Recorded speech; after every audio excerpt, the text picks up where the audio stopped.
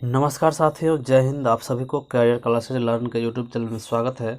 तो साथियों, आज के इस वीडियो में हम CTET, BTET and other TET के लिए जो है ईवीएस का जो सीरीज स्टार्ट किए थे, उसी सीरीज में जो है आज जल चैप्टर का जो है पार्ट 2 लेकर के आए हैं। इससे पहले पार्ट 1 बन चुका है। आप वो वीडियो नहीं देखे हैं तो लिंक डिस्क्रिप्शन में है, वहाँ से आप देख सकते हैं। चैप्टर बहुत इंपॉर्टेंट है, इससे क्वेश्चन आया हुआ है और आने का पूरा चांसेज है। तो आज हम जल के कुछ इम्पोर्टेंट पॉइंट के बारे में पढ़ेंगे, जल से होने वाले रोग के बारे में पढ़ेंगे, जल के प्रदूषण के बारे में पढ़ेंगे, जल प्रदूषण रोकने के उपाय के बारे में पढ़ेंगे, इन सारी चीज़ों के बारे में, जल चक्र के बारे में पढ़ेंगे, अलबरूनी के बारे में पढ़ेंगे। उसके बाद जो है घर से सर तालाब के बारे में पढ़ेंगे। बहुत सारे ऐसा पॉइंट है जो आपको पढ़ना है। दांडी यात्रा के बारे में पढ़ेंगे।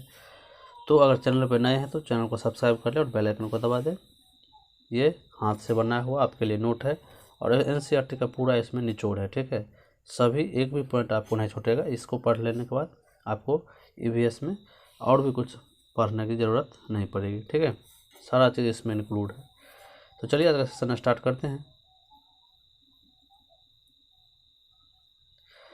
तो सबसे पहला पॉइंट आप देख रहे हैं, हम इससे पिछले वीडियो में हम लास्ट ख़त्म कर दिए थे कि जल को शुद्ध करने के लिए विरंजक चूर्ण यानी कि CaClO2 का प्रयोग करते हैं, विरंजक चूर्ण का। उसके बाद यहाँ पर देख रहे हैं पानी में फिटकरी मिलाने से क्या होता है कि अशुद्धि जो होता है वो नीचे बैठ जाता है। क्या होता है? अशुद्धि नीचे बैठ जाता है, ठीक है।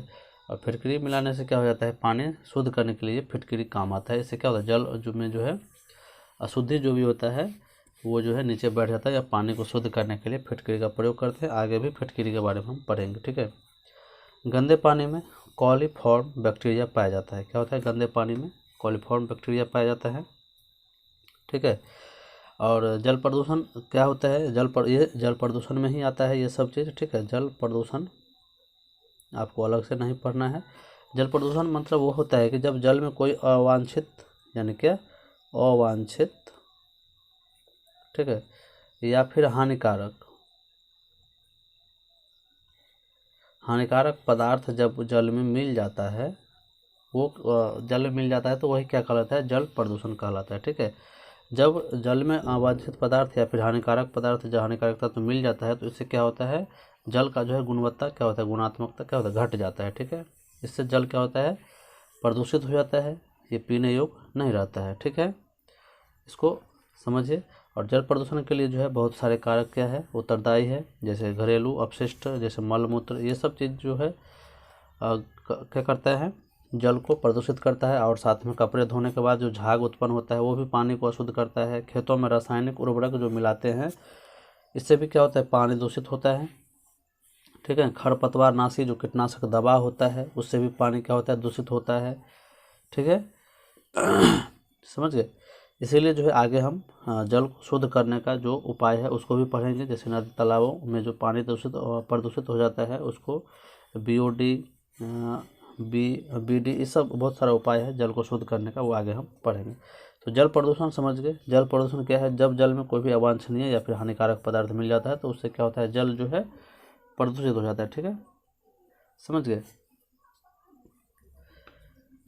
चलिए और आगे देख लीजिए। गंदे पानी में क्या होता है? कॉलीफॉर्म बैक्टीरिया पाया जाता है, ठीक है। जो जल प्रदूषित हो जाता है उसमें क्या होता है? कॉलीफॉर्म बैक्टीरिया पाया जाता है, याद रखिएगा। गंदा पानी पीने से क्या होता है कि पाचन क्रिया प्रभावित होती है, ठीक है। जो खाना जो है हमें जल्दी नहीं पचता है, ठीक है।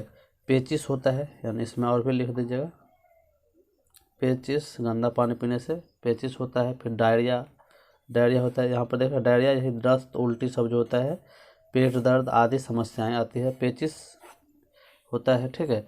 उसके बाद जो है टाइफाइड, पीलिया, हैजा, ये सब जो है क्या होता है? गंदा पानी पीने से होता है, लिख लीजिएगा, ठीक है। यहाँ पर आपको पाचन क्रिया में प्रभावित होता है, दस्त होता है, उल्टी होता है, पेट दर्द, डायरिया में ही दस्त उल्टी सब आ जाता है, ठीक है। उसके बाद टाइफाइड यानी कि मियादी बुखार होता है, समझ गए। तो पीलिया, हैजा, ये सब रोग गंदा पानी पीने से होता है, ठीक है। इसको लिख लीजिएगा। कुछ कुछ पॉइंट ऐसा है जो हम बोलते भी हैं, उसको भी आप नोट कर लें, ठीक है। जो उसमें नहीं लिखा है और हम अलग से बोलते हैं उसको भी आप लोग नोट करते चले, ठीक है। उसके बाद पानी का जांच देख ले। जब जल प्रदूषित होता है तो उसका जांच हम किस तरह से करते हैं? तो BOD होता है बायो केमिकल या फिर बायोलॉजिकल ऑक्सीजन डिमांड। इससे क्या होता है, ऑक्सीजन जो है मापा जाता है कि जल में ऑक्सीजन की मात्रा कितना है, यानी घटा है कि बढ़ा है, और कम है तो उसको बढ़ाया जाता है बीओडी के द्वारा। ठीक है। नदियों एवं तालाबों आदि में क्या होता है कि प्रदूषण स्तर को जो है बीओडी से मापा जाता है। किससे? प्रदूषण स्तर को बीओडी यानी बायोकेमिकल या फिर बायोलॉजिकल ऑक्सीजन डिमांड से मापा जाता है। ठीक है। अब सीओडी है, इससे भी जो है यही कहता है केमिकल ऑक्सीजन डिमांड या फिर डीओ डिजॉल्व ऑक्सीजन, इससे मापा जाता है। ठीक है। कितना ऑक्सीजन पानी में डिजॉल्व है, इस डीओ से मापा जाता है। ठीक है। ये पानी जांच का जो है कुछ जो है, ठीक है, यंत्र है जिसको आप लिख लें, बीओडी। ठीक है। उसके बाद सीओडी और डीओ। ठीक है। इससे जो है पानी में पानी की जांच, प्रदूषित पानी की जांच किया जाता है। ठीक है। चलिए आगे देख लीजिए। आगे है वर्षा जल का संग्रहण हम किस तरह से करते हैं। यहाँ पर देख लीजिए, वर्षा जल का संग्रहण जो है टाँका के द्वारा। टाँका जो है आंगन में पक्का गड्ढा जो होता है वही टाँका होता है। ठीक है। तो कुआं, तालाब, गड्ढों, इस सब से आदि, यानी इस सब में क्या करते हैं, वर्षा जल का हम संग्रहण करते हैं। ठीक है। और एक तो आप इधर इसमें देख लिए कि जल में जो है जो दूषित जल पीने से क्या होता है कि ये सब बीमारी होता है, जैसे पाचन क्रिया में जो है मतलब क्या होता है कि प्रभावित होता है, दस्त, उल्टी यानी कि डायरिया होता है, मियादी बुखार होता है यानी कि टाइफाइड, पीलिया, हैजा। और इससे और एक चीज़, जल में विशेष धातु के मिल जाने से भी क्या होता है, बहुत सारा रोग होता है। जैसे जल में पारा जब मरकरी जब मिल जाता है तो इसको मिलने से क्या होता है, मिनी माता रोग होता है। क्या होता है, मिनी माता रोग, लिख लीजिएगा। जल में पारा घुलने से क्या होता है, या पारा यानी मरकरी घुलने से कौन सा रोग होता है, मिनी माता रोग तथा कैडमियम। और कैडमियम के मिलने से क्या होता है, कैडमियम के मिलने से कौन सा रोग होता है, तो इटाई रोग होता है। क्या होता है, इटाई 2 बार लिख दीजिए, इटाई रोग होता है। ठीक है। इसको याद रखिएगा। ठीक है। दूषित जल पीने से शरीर, मानव का जो शरीर है विकलांग भी हो सकता है। ठीक है। दूषित जल पीने से मनुष्य का शरीर विकलांग भी हो सकता है। ठीक है। साथ ही त्वचा से संबंधित कई बीमारियां जो है दूषित जल पीने से भी होता है। ठीक है। आगे और भी हम पढ़ेंगे जल से, मतलब जल से जो है होने वाली बीमारियों के बारे में। ठीक है। जैसे मच्छर, जल जो है अगर एक जगह ज़्यादा जमाव हो रहा है, जल का जमाव हो रहा है तो वहाँ पे मच्छर होता है, मच्छर उत्पन्न होता है। और मच्छर से कौन कौन सी बीमारी होती है ये भी हम पढ़ेंगे, जैसे डेंगू, चिकनगुनिया, मलेरिया आदि, ये सब क्या है, मतलब मच्छर से होता है। ठीक है। मच्छर से फैलता है, तो ये आगे हम पढ़ेंगे। ठीक है। चलिए, वर्षा जल का संग्रहण देख लिए। अब यूट्रिफिकेशन क्या होता है, इसको जानिए। यूट्रिफिकेशन होता है जल में ऑक्सीजन की कमी से फलतः जलीय जीव मर जाते हैं। ठीक है। यूट्रिफिकेशन वो होता है, यूट्रिफिकेशन में क्या होता है कि जल में जो है ऑक्सीजन की कमी हो जाती है। ठीक है। यूट्रिफिकेशन की प्रक्रिया में क्या होता है, जल में ऑक्सीजन की कमी हो जाती है, जिससे जलीय जीव मर जाते हैं। ठीक है। अब जो है मृत सागर यानी डेड सी के बारे में पढ़ेंगे। डेड सी, मृत सागर जो है ये दुनिया का सबसे नमकीन सागर है। क्या है ये, दुनिया का सबसे नमकीन सागर है। ठीक है। इसमें 1000 मिलीलीटर यानी कि 1 लीटर में 300 ग्राम नमक पाया जाता है। क्या होता है, 300 ग्राम नमक पाया जाता है। अत्यधिक घनत्व के कारण आदमी डूबता नहीं है। पानी में जितना नमक आप मिलाइएगा उसका घनत्व उतना ही ज़्यादा होता है। ठीक है। आप एक सादा गिलास ले लीजिए, पानी इसमें भर लीजिए और एक में जो है इस पानी में नमक मिला दीजिए और नींबू रखिए, तो इस सादा पानी में नींबू डूब जाएगा, लेकिन नमक वाले पानी में नींबू ऊपर आ जाएगा। ठीक है। या फिर अंडा दीजिए, अंडा भी ऊपर उठ जाएगा। इसलिए जब हम अंडा को उबालते हैं तो क्या करते हैं, उसमें जो है नमक डाल देते हैं थोड़ा सा, इससे अंडा क्या होता है, ऊपर आ जाता है। ठीक है। थोड़ा सा तो नमक के पानी में घनत्व जो है बढ़ जाता है। ठीक है। घनत्व जैसे ही बढ़ेगा पानी का तो उसमें आदमी नहीं डूबेगा, कोई भी वस्तु जल्दी डूबता नहीं है। ठीक है। आगे भी और हम घनत्व के बारे में अच्छे से पढ़ेंगे।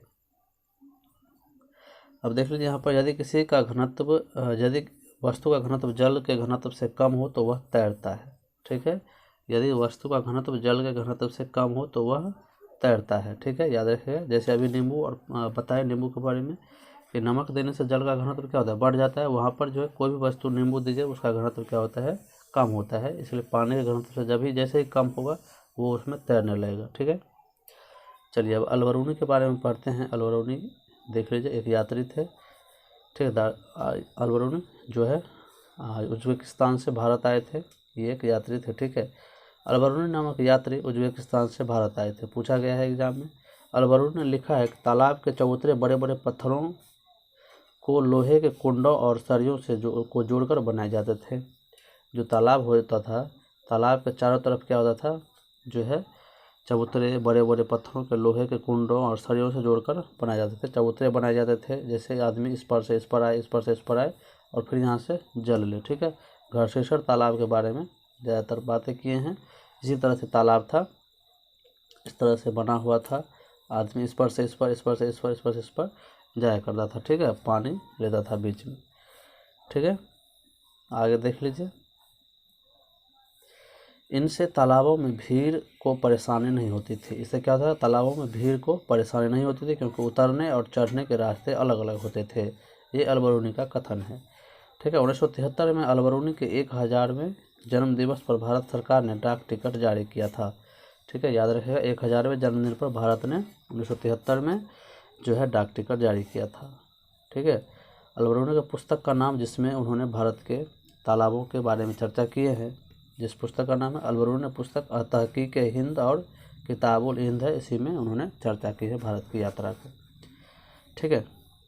आगे अब घरसीसर तालाब के बारे में पढ़ लीजिए, इससे एग्जाम में आता है क्वेश्चन। ये 600 साल पुराना तालाब है। क्या है, लगभग 600 साल जो है ये पुराना तालाब है, ठीक है। यह राजस्थान के जैसलमेर में, कहाँ पर है, राजस्थान के जैसलमेर में है। यहाँ पर 650 कर दीजिएगा। ये 650 साल पुराना तालाब है, ठीक है। क्या है, 650 साल पुराना क्या है, ये तालाब है, ठीक है। यह राजस्थान के जैसलमेर में है। इसे जैसलमेर के राजा घरसी ने बनवाया था।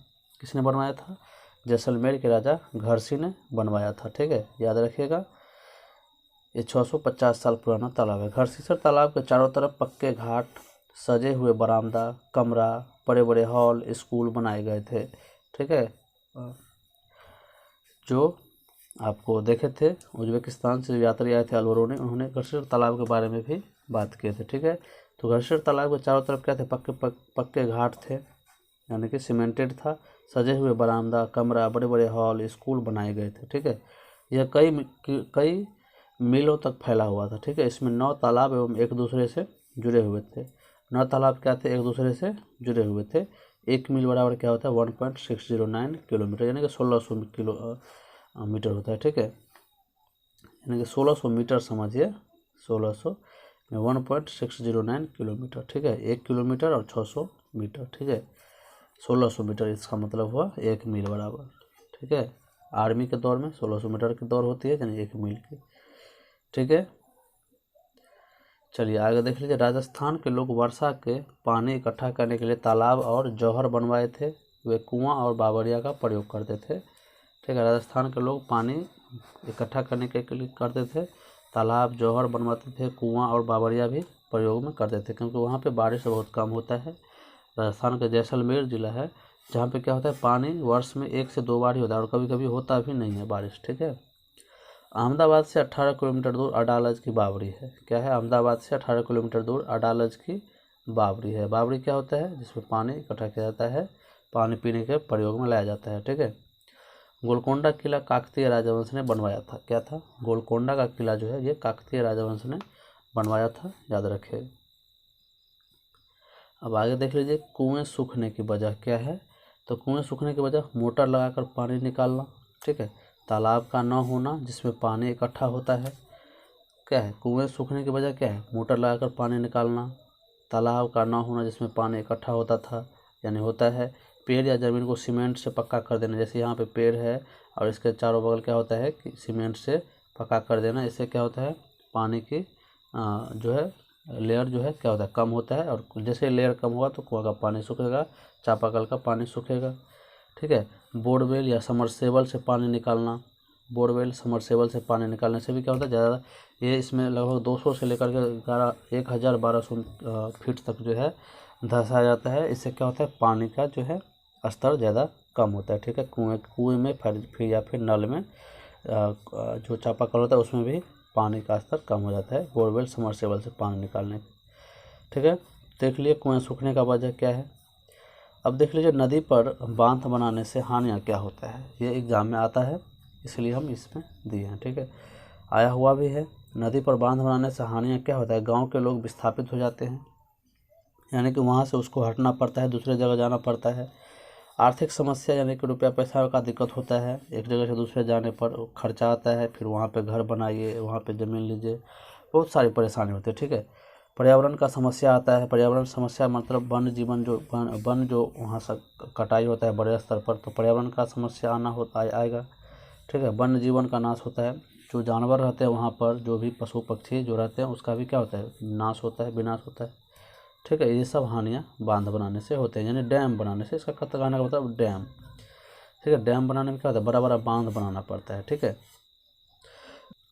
तो समझ गए इसको।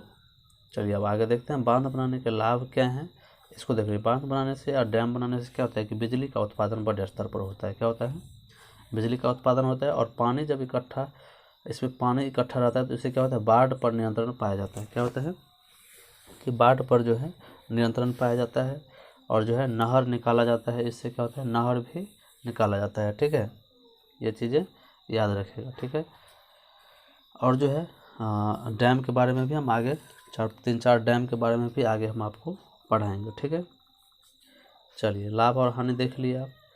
यहाँ पर देख लीजिए, राजस्थान के जैसलमेर में वर्ष में लगभग 1 से 2 बार वर्षा होती है, या फिर नहीं भी होता है, कभी कभी ऐसा होता है कि नहीं भी होता है बारिश। ठीक है, याद रखिएगा।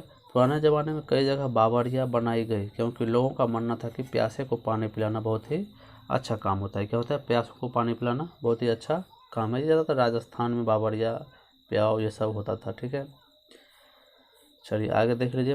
पुराने ज़माने में पानी के जो स्रोत थे, पानी के पुराने स्रोत बावड़ी, तालाब, ठीक है, धारा, जोड़, चश्मा, ये सब जो है पुराने स्रोत है पानी पीने के। ठीक है, चलिए आगे देख लीजिए।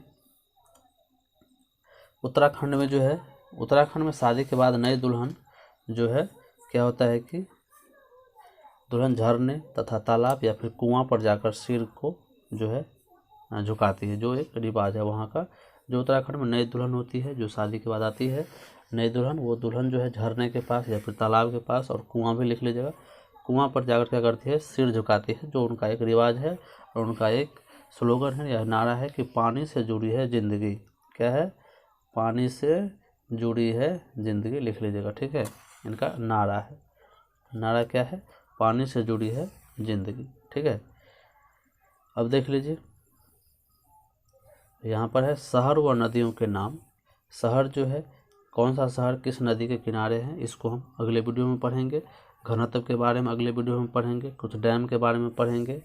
उसके बाद जो है मच्छरों से होने वाले रोग के बारे में पढ़ेंगे। जल से जो है कौन कौन सा बीमारी होता है उसको पढ़ लिए, और भी आगे हम अच्छे से पढ़ेंगे। जल प्रदूषण के उपाय, रोकने के उपाय के बारे में भी हम पढ़ेंगे। तो चलिए, आशा उम्मीद है कि इस नोट्स को आप अच्छे से समझे होंगे, और अगले वीडियो में फिर मिलते हैं। धन्यवाद। आज की वीडियो में इतना ही। वीडियो अच्छा लगे तो लाइक, सब्सक्राइब और शेयर जरूर करें। धन्यवाद।